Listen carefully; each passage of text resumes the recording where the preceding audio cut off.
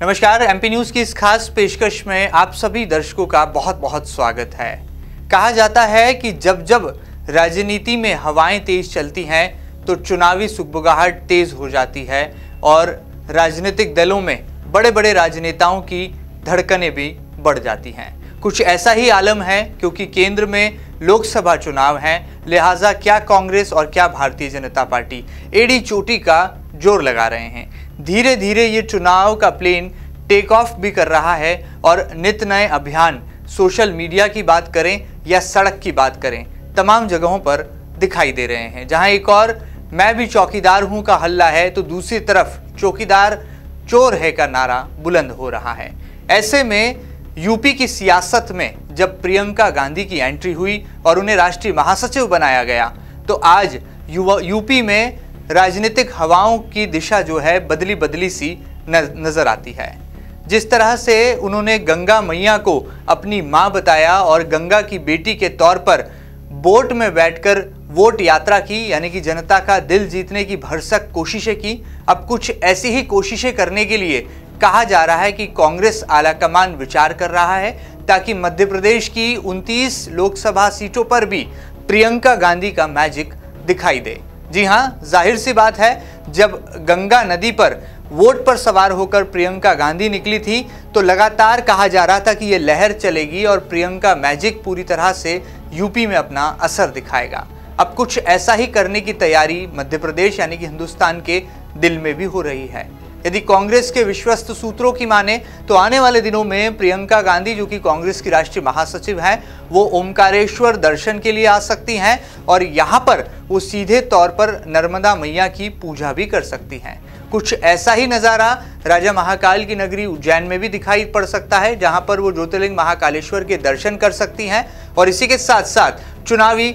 शंखनाद भी कर सकती हैं शिप्रा नदी के तट पर। ऐसे में प्रियंका गांधी मध्य प्रदेश में कौन से नए समीकरणों को जन्म दे जाएंगी और यदि प्रियंका गांधी की आहट एमपी में सुनाई देगी तो कांग्रेस को 29 संसदीय सीटों पर कितना नफा नुकसान होने वाला है। तमाम जानकारियों को देने के लिए हमारे साथ जुड़ रहे हैं एमपी न्यूज के रिपोर्टर राहुल पटेल। राहुल, जरा दर्शकों को बताइए, बहुत दिलचस्प है, जब यूपी में प्रियंका गांधी की वोट ने रफ्तार पकड़ी तो कहा जा रहा था कि जनता का दिल प्रियंका गांधी ने जीत लिया। अब मध्य प्रदेश की बारी है तो क्या यहां पर भी कुछ ऐसा ही नजारा दिखाई देने वाला है? और यदि कांग्रेस आलाकमान के विश्वस्त सूत्रों की बातों को सही माना जाए तो यदि एमपी में प्रियंका गांधी आएंगी तो कितना मैजिक फैक्टर यहां पर आपको काम करता दिखाई देगा? जी बिल्कुल महेंद्र जी, बिल्कुल सही कहा आपने कि जिस प्रकार से प्रियंका गांधी जो कि कांग्रेस की राष्ट्रीय महासचिव है, साथ ही लोकसभा चुनाव के लिए उन्हें यूपी ईस्ट का दायित्व दिया गया है, तो ऐसे में लगातार वोटरों का मन टटोलने के लिए वो अपने चुनावी दौरे पर हैं। और जिस प्रकार से बीते दिनों की हम बात करें तो नाव पर उन्होंने चुनाव की तैयारी की, वहीं वो बोट पर बैठकर वोट मांगे, यानी कुल साफ तौर पर कांग्रेस के लिए कैंपेनिंग करते हुए नजर आई। इस दौरान उनके साथ कार्यकर्ताओं का बड़ा हुजूम उमड़ा और लगातार उनको जिस प्रकार से रिस्पॉन्स मिल रहा है उससे कांग्रेस पार्टी उत्साहित है। और जिस प्रकार की अटकलें लगाई जा रही है कि यूपी के इस पूरे चुनाव प्रचार के दौरान अब मध्य प्रदेश में भी अंदर खाने कार्यकर्ताओं की मांग और डिमांड आने लगी है कि प्रियंका गांधी, जिनमें कहीं ना कहीं कांग्रेस ये हमेशा बोलती आई कि उनमें इंदिरा गांधी की छवि दिखती है, ऐसे में उनकी छवि को भुनाने के लिए, उनके चार्मिंग कैरेक्टर को भुनाने के लिए कहीं ना कहीं अब कांग्रेस है अंदर खाने पार्टी के आला अधिकारियों से, आला नेताओं से चर्चा कर रही है, मंथन कर रही है और एक गुहार लगा रही है कि उन्हें मिशन 2019 के लिए एमपी में भी भेजा जाए। इस प्रकार की अटकलें तेज हो गई है। चलिए, बहुत बहुत शुक्रिया राहुल इन तमाम जानकारियों के लिए। इतना जरूर तय है, यदि नर्मदा मैया की पूजा करेंगी प्रियंका गांधी, शिप्रा नदी के तट पर आएंगी प्रियंका गांधी, तो जिस तरह से नदी में पानी की लहरें रफ्तार पकड़ती हैं, कुछ ऐसी ही रफ्तार कांग्रेस पार्टी के कार्यकर्ताओं में भी दिखाई देगी। और कहा यह जा रहा है कि सत्ता में आने के बाद कांग्रेस पार्टी के जो तमाम कार्यकर्ता हैं वो रिचार्ज हो गए हैं, लेकिन लोकसभा चुनाव से ठीक पहले उनमें सियासी ऊर्जा भरने का काम भी प्रियंका गांधी कर सकती हैं, क्योंकि कांग्रेस अध्यक्ष राहुल गांधी लगातार विधानसभा चुनाव के दौरान मैराथन दौरे पर जरूर नजर आए, लेकिन अब वो प्रियंका गांधी को आगे कर रहे हैं और खुद बार बार ये नारा बुलंद कर रहे हैं कि चौकीदार चोर है। जहां एक और बीजेपी इसके पलटवार में मैं भी चौकीदार का बड़ा सोशल मीडिया पर कैंपेन चला रही है। बहरहाल इस पर भी जनता का पूरा फोकस है, लेकिन फिलहाल प्रियंका गांधी के हर कदम को देख रही है, भली भांति जान रही है, समझ रही है देश की जनता। यानी कि हिंदुस्तान के दिल यदि एमपी की बात कर ली जाए तो ओमकारेश्वर और महाकालेश्वर दो ये बड़े मिशन हैं और दो ज्योतिर्लिंगों के महादर्शन करने के साथ प्रियंका गांधी मध्य प्रदेश में लोकसभा चुनाव का शंखनाद भी कर सकती हैं। और ज्यादा जानकारी के लिए हमारे साथ फिर जुड़ते हैं एमपी न्यूज के रिपोर्टर राहुल पटेल। राहुल, जरा दर्शकों को बताइए जाते जाते, यदि मध्य प्रदेश की 29 सीटों की बात करें तो वर्तमान में 3 सीटें जो हैं कांग्रेस के खाते में हैं, तो ऐसे में क्या सुपरफिशियली ऊपरी तौर पर कोई टारगेट कांग्रेस पार्टी ने तय कर लिया है और उसी रणनीति का हिस्सा है कि शुरुआत दौरे की निमाड़ से कराई जाए और समाप्ति दौरे की मालवा यानी कि उज्जैन से कराई जाए? तो क्या आकलन इन तमाम कयासों को लेकर फिलहाल बनता दिखाई दे रहा है?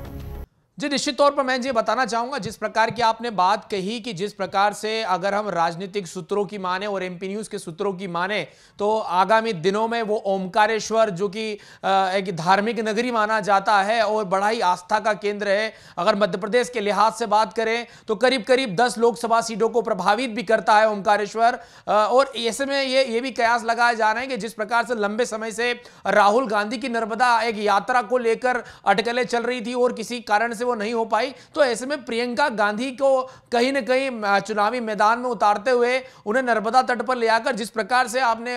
अभी यूपी का नजारा देखा है कि प्रियंका गांधी बोर्ड पर बैठकर कांग्रेस के लिए वोट मांग रही है, वही का वही सीन कांग्रेस है जो एमपी के अंदर ओमकारेश्वर में करना चाहती है। तो ओमकारेश्वर में जिस प्रकार से पूरा का पूरा एक निमाड़ क्षेत्र है और उस निमाड़ क्षेत्र में जो कांग्रेस के कद्दावर नेता हैं अरुण यादव का बोलबाला है और ऐसे में राहुल गांधी और अरुण यादव की जो एक आपसी अंडरस्टैंडिंग है, उसके चलते भी कहीं ना कहीं उनके हाथों को मजबूत करने के लिए राहुल गांधी प्रियंका गांधी को वहां भेज सकते हैं। और मैं आपको बताना चाहूंगा, जिस प्रकार से ओमकारेश्वर का पूरा एक आस्था का केंद्र है और मां नर्मदा की जितनी आस्था है मालवा और निमाड़ में, उन्हीं सभी चीजों को भुनाने को लेकर अब प्रियंका गांधी को मैदान में उतारने की तैयारी चल रही है। और ये एमपी न्यूज के जो सूत्रों की माने तो ये बहुत जल्द ही इस तरह का दौरा हो सकता है। मैं आपको बताना चाहूंगा कि मध्य प्रदेश में जिस प्रकार से निमाड़ में विधानसभा चुनाव में कांग्रेस को रिस्पांस मिला है, उससे कांग्रेस उत्साहित है और इसी को लेकर अब उन सीटों को वो पूरी तरह से सुरक्षित करने के लिहाज से प्रियंका गांधी, जो कि स्टार प्रचारक है वर्तमान में कांग्रेस की, उनको बुलाने की बात की जा रही है। तो वहीं एक और सूत्रों की माने तो इसको लेकर भी अब अंदर खाने तैयारियां शुरू हो गई है। और महेंद्र जी, मैं आपको एक बात और बताना चाहूंगा कि अगर ओमकारेश्वर में नहीं होता है तो मालवा का जो गढ़ कहा जाता है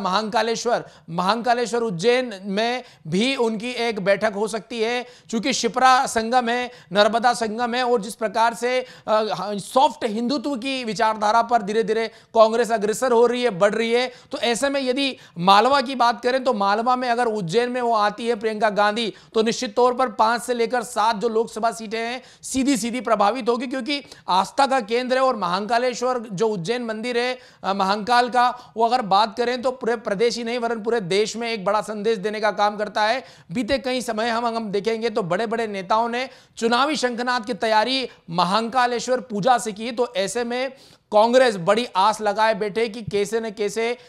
जो प्रियंका गांधी है वो नाव पर बैठकर कांग्रेस के नैया पार लगाएगी। इस तरह की अटकलें अब तेज हो गई है और जिसको लेकर कांग्रेस में अंदर खाने तैयारियां भी शुरू हो गई है। और महेंद्र जी, आपने बिल्कुल सही कहा था कि जिस प्रकार से राहुल गांधी एक साथ ये रैलियां कर रहे हैं, दौरे कर रहे हैं, ऐसे में इस समय पर प्रियंका गांधी की एंट्री निश्चित तौर पर कांग्रेस के लिए एक कहीं ना कहीं यूं कहें कि एक टॉपअप होगा, एक ऊर्जा का केंद्र होगा। क्योंकि अगर मध्य प्रदेश की बात करें तो लोकसभा मिशन 2019 के लिए महत्वपूर्ण है कांग्रेस के मद्देनजर। तो ऐसे में कुल मिलाकर यह खबर है कि प्रियंका गांधी अब यूपी के बाद एमपी में भी नर्मदा यात्रा कर सकती है, नाव पर चुनाव और बोर्ड पर कांग्रेस के लिए वोट जुटाने का काम कर सकती है।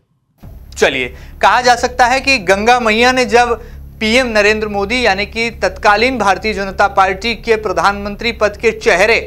को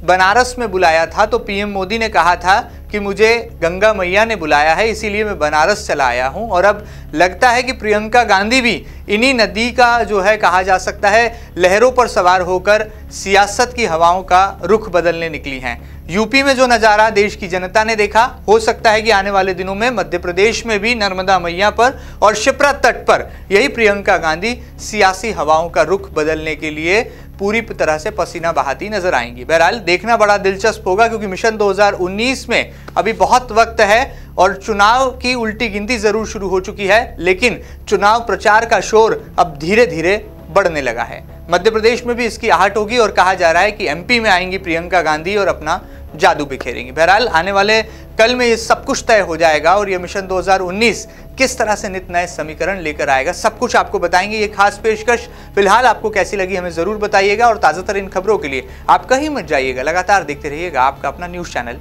एमपी न्यूज। नमस्कार।